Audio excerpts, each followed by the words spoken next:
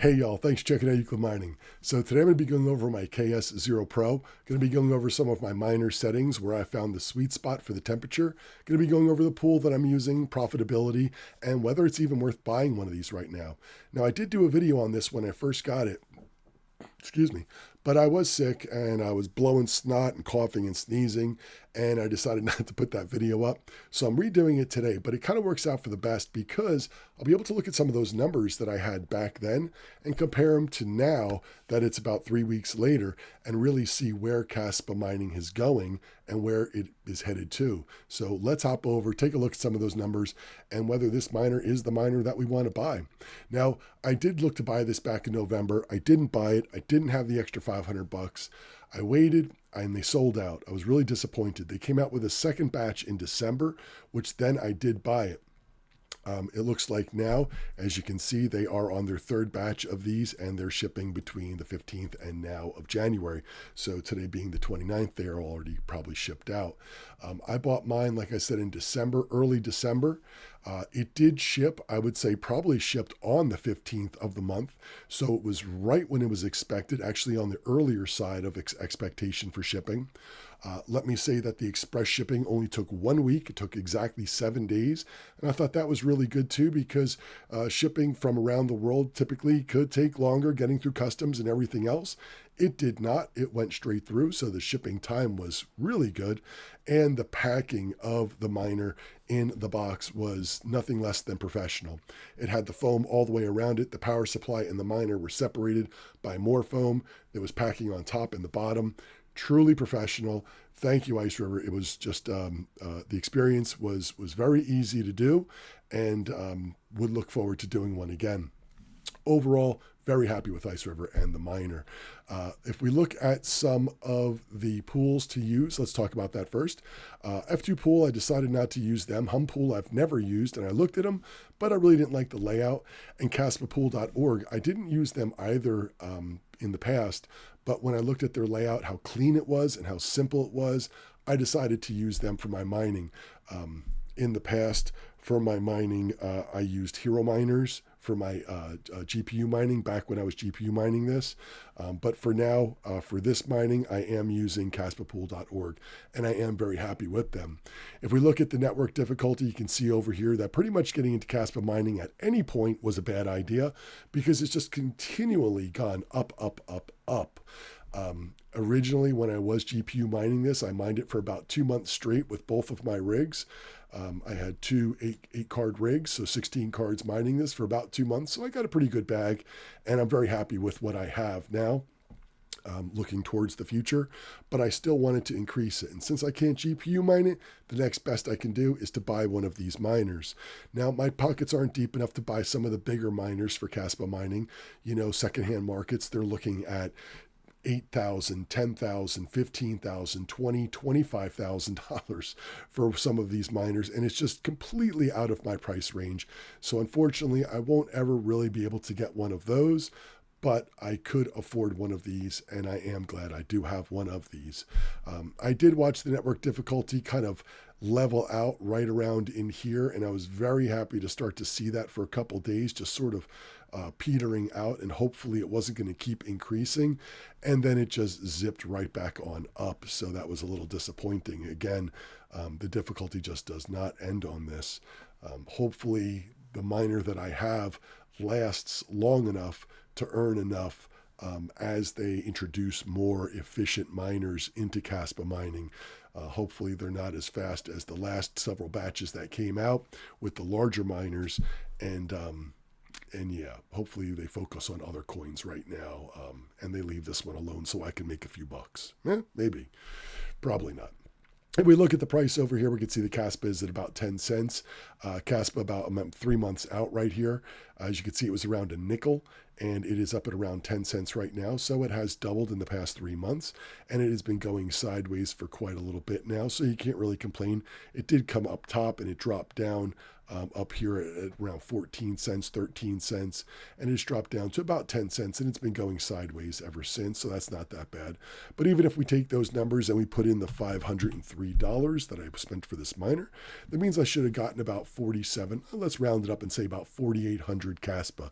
And the only reason I'm even doing this is just so we have a time capsule, so when I look back at this video down the road, I can see what I should have had and what I ended up getting before the next bull run. And hopefully the next bull run happens in the next year or so, but hopefully long enough where I can make back some of that Caspa that I could have just bought outright. So we'll see where that ends up. Let's look at profitability to really find out some of those numbers. Right here from the ASIC miner value, and of course any of the websites I use today, I'll have links in the description below. ASIC miner value is saying I should be making about $1.28 a day profit. It's costing me about 22 cents a day in electricity, and it's running about $1.49 per day overall earnings. I do have my electricity at 9 cents. If you know my electricity situation, you know for 3 hours of the day my electricity rate spikes. So if I shut my miner off, I end up at about 7.8 cents per kilowatt hour. But because I don't shut off during those 3 hours for this particular miner, it does push that number up to just over 9 cents per kilowatt hour. That's why I have it at the 9 cents. But typically I'm around 8 cents. I'm still sniffling from my cold, excuse me. But for this example, we're using around 9 cents. If we look at Mine the ASIC, which is one that I enjoy using, it's a very simple site to use. They have tons of ASICs listed here as well. We can see that the numbers are relatively the same, off by 3, 4, 5 cents.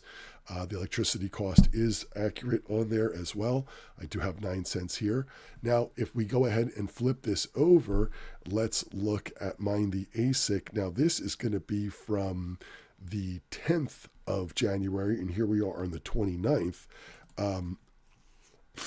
We can see it was at $1.75 profit a day. And if we bring that down a little bit, so we can just put these a little side by side. What did I just do? Let's put those side by side. We can see that $1.75 and $1.32. So within just 20 days, less than 3 weeks, it is down from $1.75 to $1.32. That is quite a difference. You're looking at 40 plus cents in just 3 weeks. So that is a lot to drop in just 1 month. So it is concerning when you see those numbers dwindling the way they are. And you go back over here, and as I said, you can see that network difficulty just really spiking back up over here, which who knows what that is, just a lot of people buying a lot of these miners still, or is that IceRiver or Bitmain testing out their new generation of Caspa miners? And if that happens, then this miner is really not going to be the best investment in the world. So we'll see where that takes us. But profitability certainly is down on that. If we look at what it's going to take to return on this investment, it's going to take about 12 months. I'm going to say about 12 months. It really is more like 13 months. But for argument's sake, because I'm really not calculating in the electricity cost, because it really is only about $6.50 a month. I really don't calculate that in, and I just let that get absorbed into the electricity bill. It really comes down to about $481 in 12 months. So it will make back its money in about a year's time. So I am, and that's $481. That's after the electricity, $560 if you don't. So 11, 12 months, 13 if I do count it. So let's just say it right in the middle. We'll call 12 months. If we look at the dashboard for CaspaPool.org, like I said, it's super clean, super easy to use.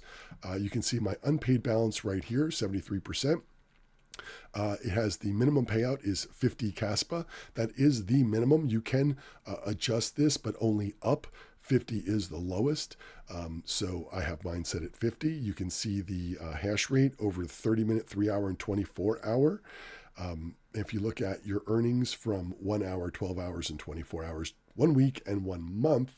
And like I said, very clean, very easy to read, has the current price of Caspa, your hash rate of what you've been running at, the total paid, estimated earnings.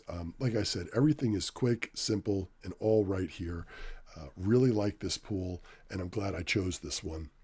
Now, let's go look at the caspapool.org and look at that from the 10th as well.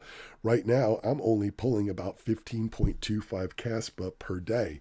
Back then, just 3 weeks ago, you can see that it was a lot different. Let's get that one out of there, and let's move this over a little bit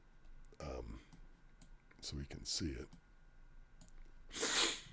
But as you can see, the number has changed from 18.24 down to 15.25. So this was saying I was making about $2.11. And that was also with the price of CASPA at that time, which, did I get it in here? Yeah, it was 11.5 cents then. Excuse me, where it's only 10.5 cents right now, but still, nonetheless, when you really want to look at that, you're looking at this number right here, 18.24 CASPA per day, and I'm down to 15.25 CASPA per day. So it's dropped 3 CASPA per day in 3 weeks. So you are losing 1 CASPA per week, averaging right now. And that's concerning because if you're losing 1 per week, you think by the end of next month, that'll be another 4 CASPA, so that my 15 will now be down to, 11. And then what about a month after that? Will it be down and averaging 1 per week again? That means I'll be down to about 7 CASPA per day. So yes, a lot of people will say, the bull run's coming. So, if you had just bought the coin, that's not as good as mining it because you'll be mining it while the price is super high and so on and so forth. But if I'm not getting as much of a return, the numbers get really wonky. And this is an argument that you hear from both sides of the fence on this. Is it better just to buy the $503 worth of CASPA? Or is it better to buy the $503 miner and mine the CASPA towards the future? So as we looked over here and we said about 4,800, let's just say, for the argument's sake, we're going to keep that number. Like I said, that's sort of like a time capsule, plus the video that I have right now. And we're going to look at this again, maybe in a month, and see where we are 4 weeks from today and see if we still are averaging losing 1 CASPA per week. Because that would be kind of devastating for a miner of this size where I'm only getting 15 CASPA per day. So that's quite a difference, losing 1 CASPA per day as it averages out per week. So we'll see how that plays out. When we look at some of my settings, we know that the miner runs at 200 gigahash. It is a 10% plus or minus, which means this miner could run at 180, could run at 220. So even if you got a miner and it ran at 180, you would have to accept that because it is in their description. If we scroll down, excuse me, again, right in here, it is plus or minus 10%. So again, that could be up or down 10%. Right now, we are up about 5% from what its average is. So I can't complain about that. At least I'm not on the lower end, and I'm actually not even at the average. I'm actually at the upper end of it. So I can't complain about that. And the reason that I've gotten to that point was because a lot of my temperatures. My miner is running solid. It's been going great. As you can see here, for 23 days and 21 hours. So for almost 24 hours, 24 days. Now it did run for about 2 days, and then I had to change some settings and I rebooted it. So it doesn't have the 2 days on there. So it's really been running for about 26 days. So overall, solid running, no problems. And you can look at the pool rejection right up here. It's got the big goose egg, big 0. Gotta love that. 0 rejection. The miner is running optimal. It's running higher than expected. Can't complain. When we look at the temperatures, I've got mine running at 65 degrees. I found that mine runs best at around 66 degrees was the number. Now, it's been cool in my house. Last week it was a little hot, or a couple days ago it got hot outside, so it did get warm inside. So I've been having to play with my fans a little bit to maintain that perfect temperature. Today it's gotten a little cooler out again. Let me go ahead and get myself off the screen so you can see both of my fans right here and here. So they're running at 42, 46 RPM. If I go to the miner setting, you can see I'm running at about 65%. If you do want to change this, make sure that you click this checkbox and then change it and click the save button over here. If you don't put that checkbox, it puts it to auto setting and it'll just run auto of whatever it thinks it needs to run at. And it wants to run the miner cooler. But like I said, I'm finding that my miner runs better at around 66 degrees. So right now I'm at 65, so I'm just kind of letting it sit right around there. If it gets a little cooler tonight and this temperature drops, I may lower the fan a little bit so it warms it up a little bit more. But I play with it a little bit every couple days just to make sure and checking it, making sure it's running around 65, 66 is a good number for me. So I don't know what you're running at, and I'd love to see that in the comments down below. And of course, anybody in the community that watches these videos would certainly love to know what a great number is that you're running at, because I know each miner is its own animal, but you may find some similarities in there. So definitely drop that in the comments down below, what your miner's running at as far as gigahash, temperature, fan speed, and even the pool that you're using. So I really would appreciate all those things. But anyway, that's the miner. I guess the argument at the end of the day is going to be, do we want to or should we have bought this miner when we did, or should we have just bought the Kaspa flat out? I don't know. That's a question you're going to kind of have to answer for yourself when the time comes. If the bull run doesn't happen for at least 12 months, then yeah, we would have made our money back, the $503, and then I guess it wouldn't matter. But if we run into that point where we start to see Kaspa going up, then having the miner and mining while it's going up, maybe that's a better scenario. I like being in the project. I enjoyed mining Kaspa back when I was mining it on my GPUs. I was disappointed when I couldn't really mine it as far as profitability wise when it went away. So I am happy to be back in and involved in the project as far as mining goes. So I did really want this miner, and I didn't buy it so much as a play on profitability and is it going to be, is it could be, will it not? I bought this because I wanted to be involved in the project and contributing to the network, and that's why I bought this miner. Not everything is about nickels and dimes, though a lot of times it is. Anyway, I appreciate y'all checking in. If you haven't subscribed to the channel, hit that button. It's right over there. If you want to watch any of my other videos, I'm going to have one right up over there. Of course, I always love those thumbs up. They help the channel, and I always appreciate them. I appreciate everybody checking in. Thanks for watching. And in about maybe a month, we'll do an updated video and see where we're at. Take it all. See you later.